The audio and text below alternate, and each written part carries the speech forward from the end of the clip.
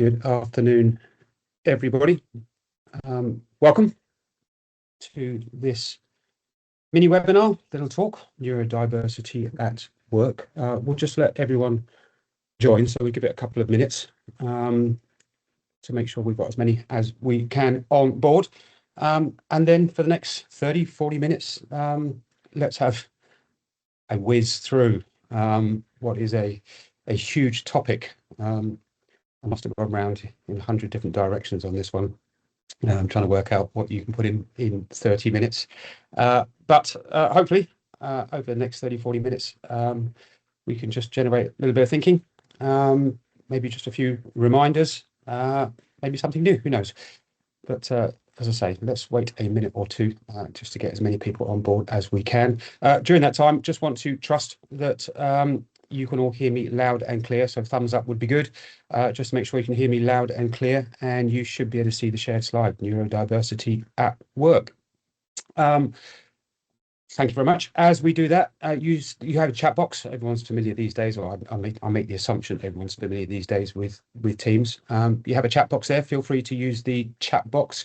I can't monitor it as I'm speaking, but we have Alan and Roy, both from Lighthouse here, who will be monitoring the chat box. So if you have any questions for us, then feel free to ask. If we can answer there and then as much as possible, we will. But generally, I think in the time that we've got, then they will certainly get back to you and make sure that anything that you want or may need is sorted. Let me just pause breath just to check that we have as many as possible. Talking about the chat box, why not? As we are here, then, and again, I'm just going to wait another minute or two just to get everyone there. How about use the chat box? Maybe a couple of questions for you on a scale of 1 to 5. How confident are you in terms of managing neurodiversity in the workplace? I use the word neurodiversity consciously. So managing neurodiversity in the workplace. 1, not. 5, exceptionally. I guess be interested to kind of get a feel for the kind of level of confidence in the room in terms of managing it. If you feel free in the chat box, if you want to kind of stick down, what do you think your biggest challenge is in managing neurodivergence? Use the word consciously in the workplace. Any particular challenges that come up that are of importance to you? And then if you are really keen, what do you think the difference is? What is the difference between neurodiversity and neurodivergence? Let's see if anyone's got any thoughts on that one. I'll cover that in a minute or two. So just as we settle into this one, then just your thoughts in terms of your confidence, scale of 1 to 5, the challenges, a challenge, the biggest challenge perhaps you have in regard to being able to manage, support neurodivergent colleagues, and then perhaps the difference between the two, neurodiversity and neurodivergence. As you do that, as you kind of think about that one, let me just make a brief introduction. My name's David Allen. I am a trainer, facilitator, coach for the Lighthouse Group. So my background is, as you can see here, in business and performance psychology. So obviously from a management leadership perspective, I've spent scarily almost 40 years now working with businesses, essentially kind of aligning human behaviour with organisational strategy. That's the kind of broad thought on this. More so these days, kind of considered to be a sort of performance psychologist, so high performance at work, performance management. And part of that is due to kind of further on from business psychology. I'm a sports psychologist. As also a positive psychologist. Positive psychology is something that is gaining much more traction these days, certainly post-COVID, in relation to kind of strengths-based, what's working, what is good, and this is very relevant, I think, to today's and this conversation. I am, here we go, neurotypical. as far as I know. Anyway, my wife might disagree with that one, but I consider myself to be neurotypical. But I'm accredited and this is why, I guess, I say this purely because, why would I be speaking to you about neurodiversity, neurodivergence? And just because I'm accredited by the CMI in managing neurodiversity at work, that doesn't make me a subject expert, which is why I put that little star in place. I don't see myself as an expert in neurodivergence. But I do see myself, if I may say, as a bit of an expert in kind of management and leadership. And that really is the kind of key thing today. This is not about neurodivergence insofar as for me, it's about management, full stop, and it's managing difference, and it's increasing awareness. So, I'm not going to teach you what neurodivergence is particularly, and I don't have all the answers. But in terms of managing it in the workplace, certainly I could perhaps bring some thoughts to that. And certainly what I want to do is not so much get you to change the way you think, because depending on your level of expertise, you may well have very clear ideas and understanding on the subject. The question for me is what are you doing about it? And I'll explain why I say that in a minute or two. So let me just ground this then a little bit further in terms of kind of where I went today with this topic in the time that we had. So this little kind of chat is loosely based on the Neurodiversity Index report produced by the City and Guilds Foundation. So they produce a report every year progressively on neurodivergent people in the workplace. So this is around kind of awareness and understanding of neurodiversity and things like sort of recruitment, career progression, culture inclusion, disclosure of neurodivergence. All of these things are part of this report. So we'll make a link available to you if you haven't seen it already, if it's not something you're aware of, because there's some interesting reading that comes out of that report and kind of keeps us up to date on what organisations are thinking and doing in regard to the subject. In regard to 2026, I guess there are what I would say 2/3 key findings. And they are starting to shift a little bit from kind of 2024, 2025. And so here they are. And say this is really top line. Go have a look at the report to get much more depth, obviously, in this as we go through.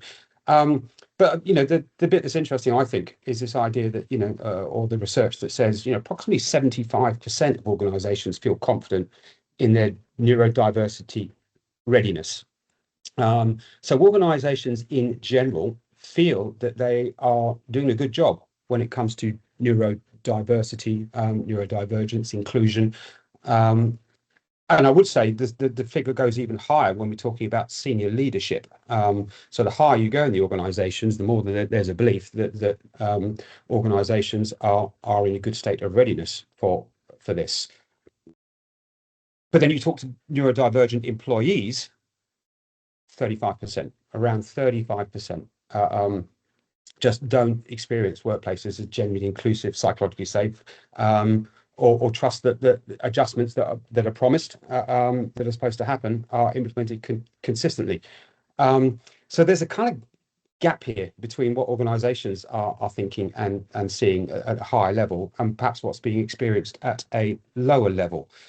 And if you split it even further down, and I don't go into the details now, that when we start talking about things like minority groups, and I would put women when it comes to neurodivergence in that, and certain cultural groups, certain age groups, then that figure gets even higher in terms of people believing that workplaces are not generally inclusive, psychologically safe, or that adjustments are made consistently for them. And the bit that's interesting for me, of course, then is the kind of bit in the middle, which is kind of falls upon line managers, and there's a very heavy kind of element in the report that doesn't put it at the line managers door, but kind of what it says is line managers are bearing the brunt of this. They're trying to manage it. They're trying to manage this belief that everything is going well and the systems and processes and strategies are all going in the right direction, with a disconnect with what people are experiencing on a day-to-day basis. Whether they're the cause of it, whether they're just caught in the middle of it, but it's a big area, I think, and thus that's a particular area for us and for me. So go back to that question then: what is meant by neurodivergence? And again, we could spend the rest of the day on this. And I see, and I can't see the chat box enough, unfortunately. I would be really interested to see the chat box as at the end of this one, to see people's thoughts. But on a real top level, I would suggest that we talk about neurodiversity and neurodivergence. Neurodiversity is generally seen is something that we all are. So everyone is neurodiverse. Insofar as that our brains work differently. We are different people, our brains work differently, and thus we are neurodiverse. As opposed to neurodivergent, is people whose brains process the world differently to the norm, to what typically is expected from society, from a kind of norm perspective in terms of kind of majority. So these people are in a minority in the way that they think. That used to be kind of quite a clear distinction, and kind of what I mean by that is traditionally, and I'm not going to go into detail on these, but traditionally, particularly autism, ADD, ADHD, etc., were seen, dyslexia, as people who sit outside of a norm. What I would suggest is those lines are progressively getting blurred, and that's part of the kind of conversation today. It becomes very difficult to kind of distinguish between neurodivergence and neurodiversity, and that's where we get lots of people arguing that everyone is neurodivergent, never mind neurodiverse, where you get another broad spectrum of people, particularly those who are significantly neurodivergent, as arguing that case. So there's a lot of backwards and forwards going on in conversations around the subject. But as a loose definition, then we could say that neurodiversity is everybody. Neurodivergence is a kind of minority, people who don't process in the same way that the majority of people do. And then those conditions, as we say, would be around autism, ADHD, dyslexia, dyspraxia, Tourette's, dyscalculia, and then other ones less known, PDA, and high sensitivity, etc. So there are others that are being added to the fold, or others that are less well known. So it's quite a broad brush, which I guess makes it fair to say that this is nothing new in particular. So this is not something you may come across. It is something you are coming across, whether you know it or not. You are managing neurodivergence if you are a manager, and it's also worth saying maybe your own. So lots of managers are neurodivergent, but then you'll have those colleagues who are neurodivergent because they've been diagnosed, but you will also, of course, have people who see themselves as neurodivergent that haven't been diagnosed. You have those who are waiting to be diagnosed, and that wait can be awfully long. You've got people, I guess, that would consider themselves to be neurodivergent, even if they have been diagnosed, but haven't met all the criteria, and some who may not even see it at all. So,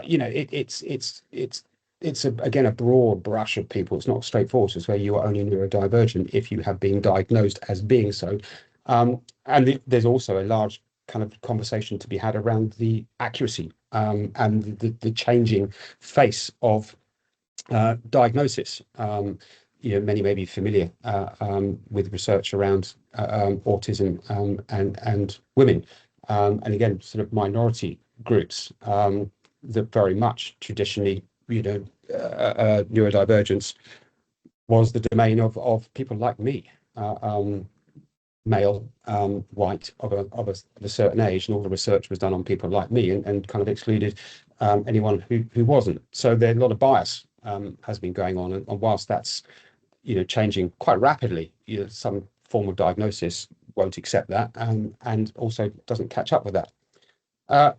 So it's a very grey area, which doesn't help us from a management perspective with people who have or haven't been diagnosed, don't believe that they have various traits. So one of the things best to think about from a management point of view is just becoming, and this is all about awareness. So perhaps recognizing neurodivergence at work. And I would always kind of put it down into these 5 main boxes. But I want to be really careful here that these 5 are not signs of neurodivergence in themselves. As I say at the bottom, I want to make that very clear. So the behaviours can have many different reasons and explanations, but I think if we are looking to become more aware, then looking in these areas, and then looking particularly for things like consistency, and then being able to kind of show curiosity is what's really important here. So we may be able to pick it up in the way that individuals communicate, where they may struggle in their communication, in their understanding of any communication. So we'll come into this in a bit more detail in the next few minutes or so. But communication is a massive area of beginning to recognise where people may struggle to understand or pick up or perceive in the same way that we do. And then maybe following from that, and separate to that also, is execution in the actual work that they do. And let's not see this as a kind of from a negative perspective or a deficit. Sometimes the execution is in excellence, is their ability to be able to produce the highest standard of kind of work in certain areas. But then on another hand, or another circumstance, not. And so variability of execution, or particularly high or low execution, may give us indications. Tied into communication, perhaps interaction, then the relationships they may have with colleagues and the like might give us an indication that they may be, stronger in certain areas or struggle in other areas. Things like meetings, particularly things like Teams meetings, things like this may not be easy for some. Much more, maybe they prefer one-to-one, etc., etc. So the interaction. Environment themselves, then a big issue in and around the environment, and I guess again this is a kind of quite a popular understanding, is that most workplaces aren't designed and structured for many who are neurodivergent. So whether we're talking bright lights, loud noise, too many people, all that kind of stuff is typically what we would associate. So the environment has a major factor, and people who may thrive or struggle in the environment may give us an indication. And then the other one that kind of maybe sits slightly to one side of this one is energy management, though, and we'll come back to this again in a second or two, so I'll kind of repeat myself a little bit.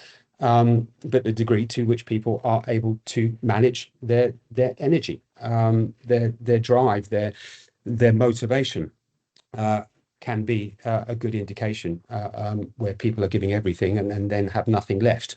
And so we see maybe high levels of performance or motivation, enthusiasm, and then all of a sudden there's none.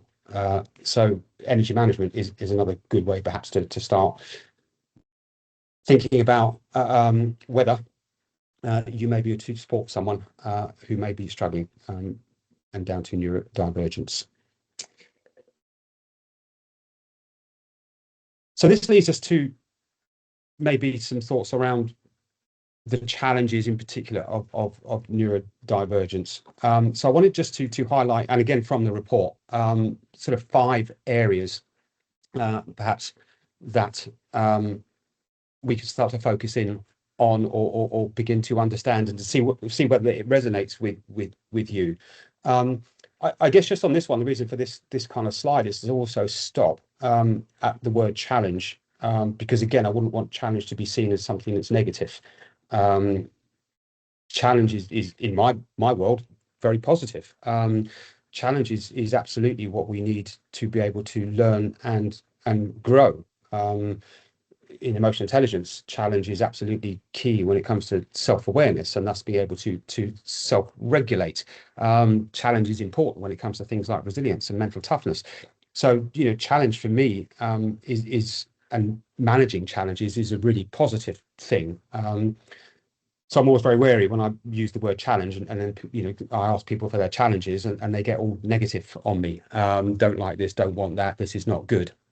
Whereas I see challenge as a very positive thing, my perspective on things, and certainly as I'm kind of going through these kind of 5 areas, it's a challenge that I think is good, that needs to be embraced, and that we just need to recognize it. So challenge number 1 is around the invisibility, and so we've kind of mentioned this already, really. So it might be around sort of non-disclosure. Just might be around a lack of awareness. It just might be the fact that it's in the brain and it's not physical and external. So it's very difficult sometimes to see it, particularly when we are busy and we have our minds elsewhere. We are unable to see it in other people. So you might not recognize it. I think the other thing when we start talking about invisibility is around cognitive load as well. Is often we just don't see the amount of extra energy. So here we get to our energy management bit again, that is required sometimes to do a task that we wouldn't see as taking particular energy, but in others takes a huge amount of energy. So our inability to recognize, to see cognitive load is an area that I think makes a big difference if we can become more conscious of cognitive load, that we are checking in regularly with people to make sure that they are better perhaps managing that load, the stress, the anxiety, the pressure on an ongoing basis, so we don't get these kind of peaks and troughs, highs and lows, or just burnout. So trying to make what is invisible a little bit more visible. We'll come back to the kind of hows perhaps shortly. So let's just look at some of the challenges. Oops, sorry. Challenge number 2, I guess from that, same workplace experienced in different ways. And we're not talking rocket science here, folks. I appreciate that, but I think some of these sometimes these are things that we just forget. Sometimes we see the world from a particular lens. And perhaps many people who are neurotypical would be similar, and we forget that others won't. So we can have the same meeting, we can be doing the same thing, but obviously with an extremely different perspective on that. So the workplace can feel extremely different, of course, from one person to another. So what might give you energy and enthusiasm and motivation may just drain someone else. So I think it's really important that we're checking in. For some people, clarity is really important, and some people just are happy with something vague and are able to get on with it. So again, understanding that we are all different and we perceive the workplace in very different ways, and trying to understand how people perceive their workplace takes us to a place where we can perhaps do something about it. Challenge number 3, I think a common mistake here is we observe behavior, but then we make assumptions. So behavior tells us what, not why necessarily. And I one of the things I see a lot is we talk about empathy quite a lot, is trying to understand what someone is thinking, what someone is feeling. So we kind of observe something, we're trying to understand it, but the bit we're really not that great on sometimes is the judgment then that sits behind it. And so we've got to be very careful of just kind of labeling and of judging and making assumptions as to why people are doing things. Are you not seeing slides, folks? Are these slides not moving on? You should definitely be able to see slides. Alan, Roy, can you talk to me? Yeah, I can see them. Okay, so it's not me. Fine from sorry, my whoever side, that was David. on that thing. Alan and Roy can perhaps just put a message in for you. So yeah, we should be on challenge 3, folks. Behaviour is data, not diagnosis. Thank you to the rest of you. I'm relieved that most of you can see that, and apologies for those that can't. But yeah, refresh should be able to help you. So I think, what I'm saying here is in the busy world in which we live, it's easy to make assumptions. It's easy to jump to conclusions. We observe a behaviour. There's a well-known psychological model known as the ladder of inference, where we observe behaviour, and that could be a snippet of conversation, that just be some body language, and we go very quickly up a ladder of kind of then judging it, and drawing conclusions and taking action based on what we have seen without ever kind of really checking in. So we need to be careful that behaviour is just data, not diagnosis. There's a big one here, I think, which is around the fear of getting it wrong. I speak to a lot of managers who are scared of saying the wrong thing, and I include myself in that. Perhaps in the past, and even now, I'm very conscious. And I wouldn't be surprised if there were some of you in here already who might have kind of gone, I'm not sure that's the right language I would be using. So I think it's really important to recognise the language. I think it's important, but I think we could over kind of emphasise this, and the fear can then just make us go into freeze mode. Because we just worry about causing offence, or even worse, that we're breaking some kind of rule or law, and we just don't want to be insensitive. So I think I get the fear of getting it wrong, but the problem is then if we're starting to avoid conversations and having dialogue, then we're going down the wrong pathway here. So I think awareness is important, knowledge is important, but conversation is the most important bit. I don't think anyone would expect a manager to be an absolute expert in neurodivergence, but what they would expect them to be is approachable, respectful, willing to listen and to try and understand. So I think rather than kind of risk or be afraid of asking an imperfect question, then I would want to have the conversation. Don't risk not having a conversation at all. But it is a common one, even within the kind of neurodivergent community, if I can call it that.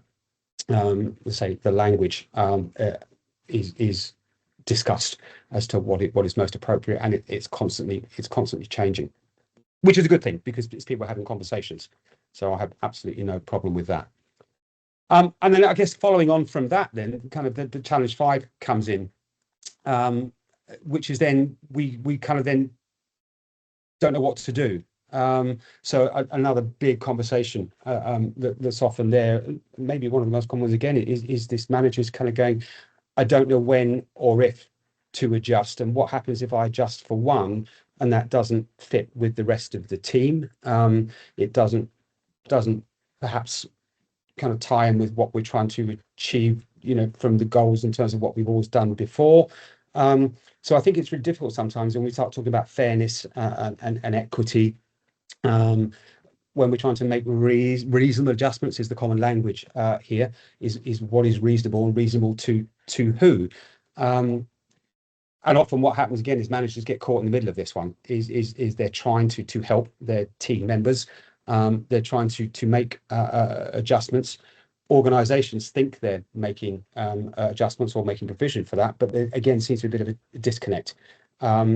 So trying to get all parties aligned on what are reasonable adjustments, what are, and when I say reasonable, what are ones that are going to work for everybody.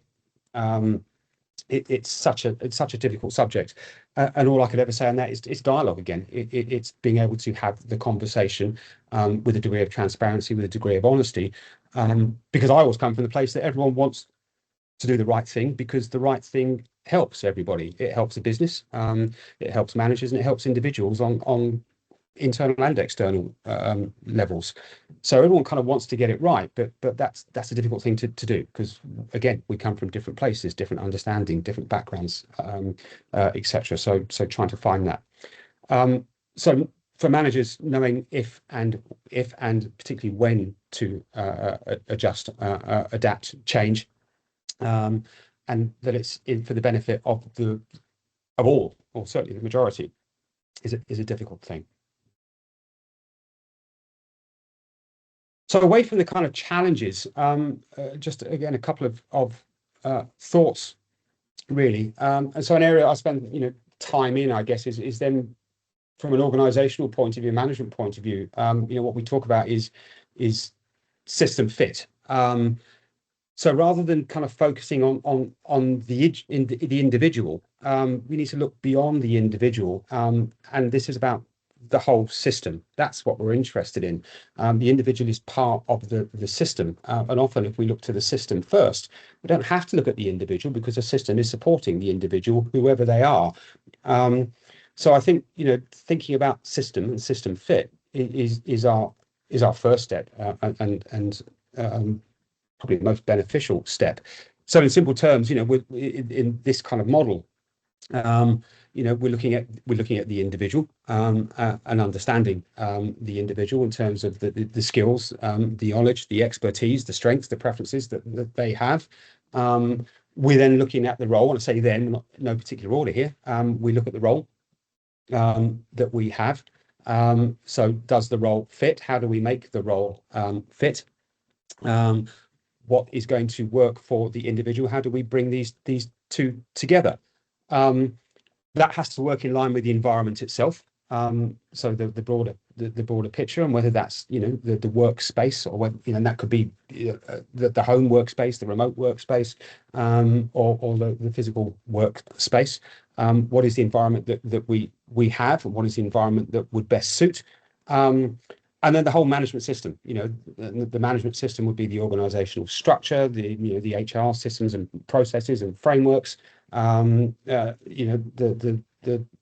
legal, the regulatory, etc. All of that sits within the system.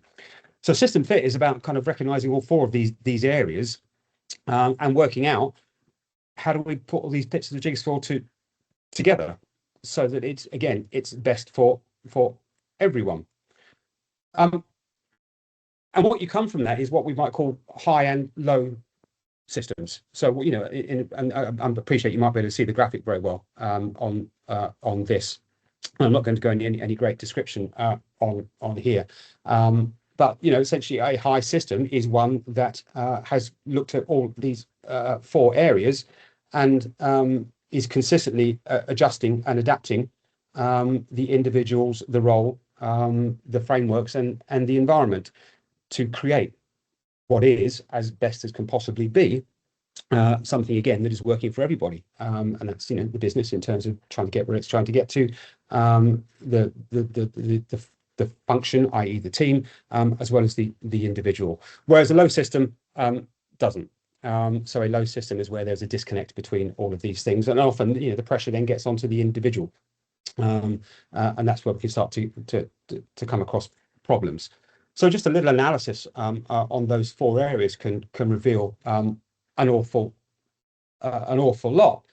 And perhaps one of the ways to approach this is and again in really simple terms, this is just taking the very, very tip of the iceberg, but kind of looking then to ask four questions, if you like. So the first one is around clarity.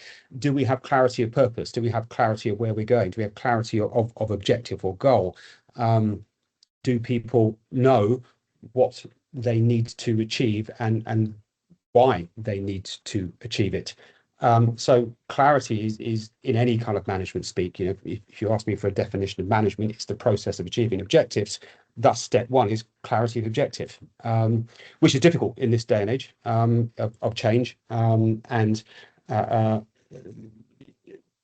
multiple communication mediums. The objectives can easily kind of become vague and fuzzy, and lack clarity.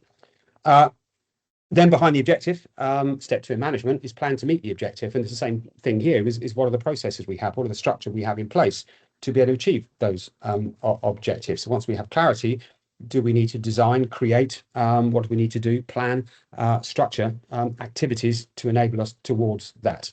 And then, as we've seen, number 3 essentially is then an environmental analysis. Is what have we got that exists? Do we need to adapt and change the environment? How do we adapt the environment to ensure that we are able to again get to where we want to go? And then crucially, of course, is the support we're then able to offer to people in the application of that purpose of moving towards that goal. And that's absolutely key, isn't it, in terms of neurodivergence, is the degree of support that people get. And that kind of reframes performance not on an individual kind of front necessarily. It's not all aimed at the individual and are you performing and how are you performing, yes, no, good, bad, scale 1 to 5. It looks at these things from a kind of system perspective, and looks at that whole bigger picture.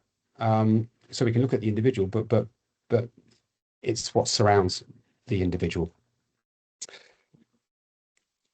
So as we draw to a little bit of an end on this one, let me just spend the last 5 minutes, if I can, on some commitments, really, based on what we've said so far. So you've got system fit as maybe something to look at, but if we bring it right down to an individual level, if I could offer, some thoughts and advice or things that I would say in the first instance to any manager who is kind of looking to develop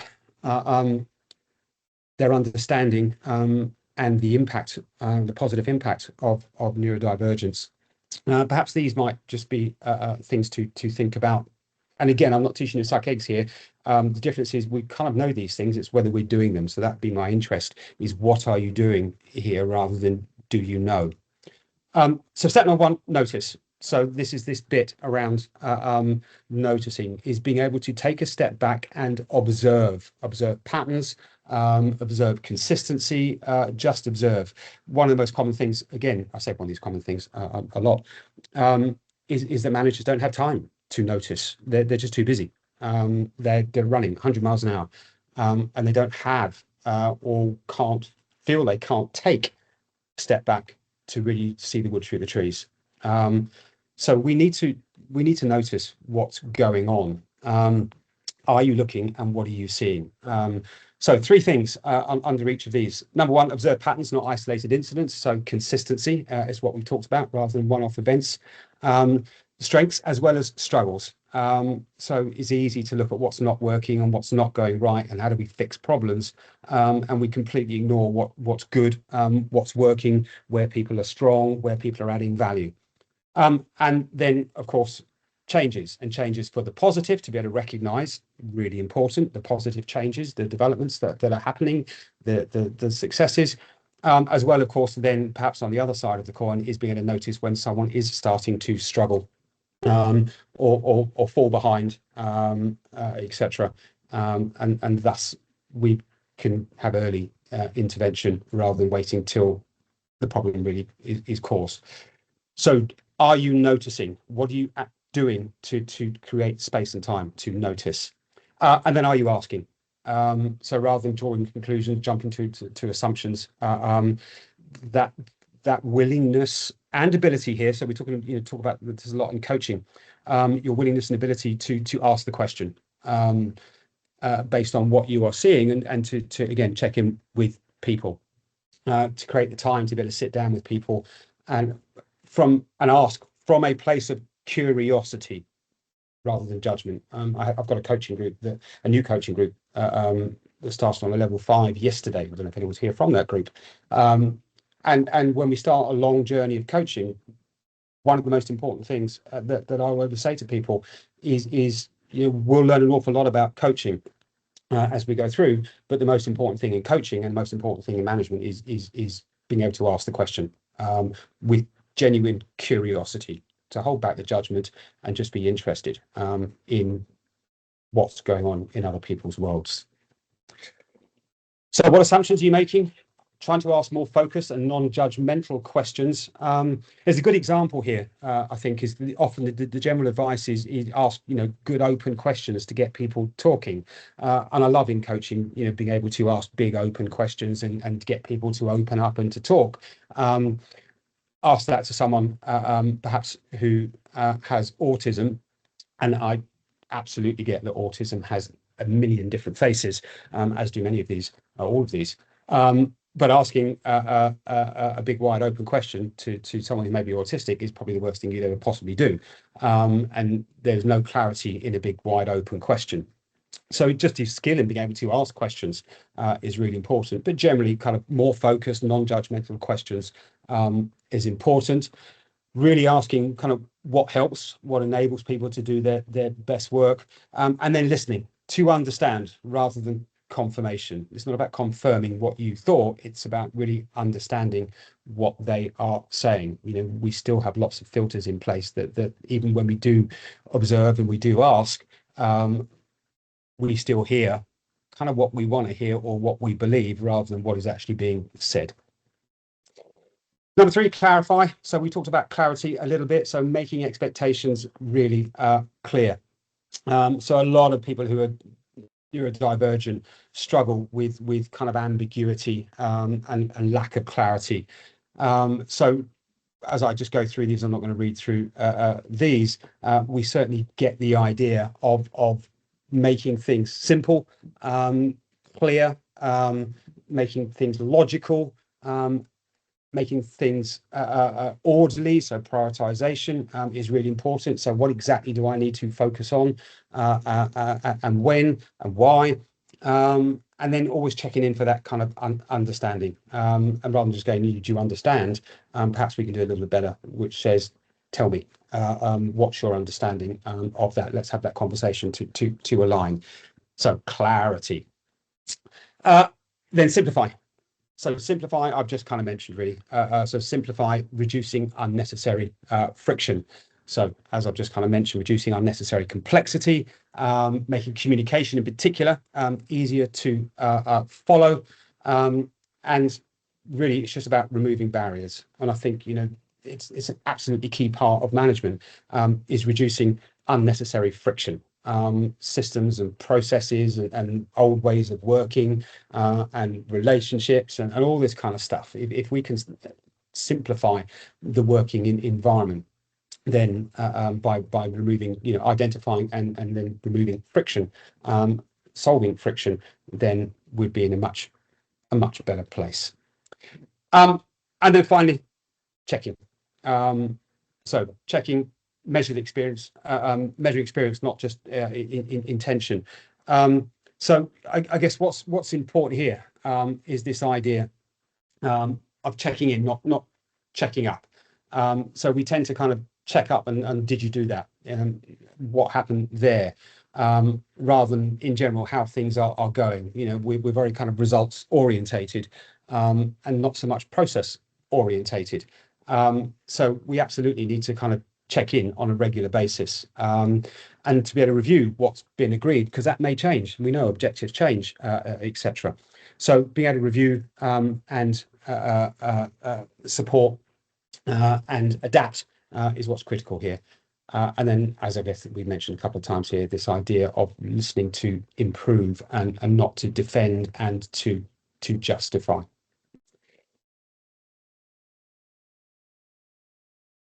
I'm just pausing through to time. I've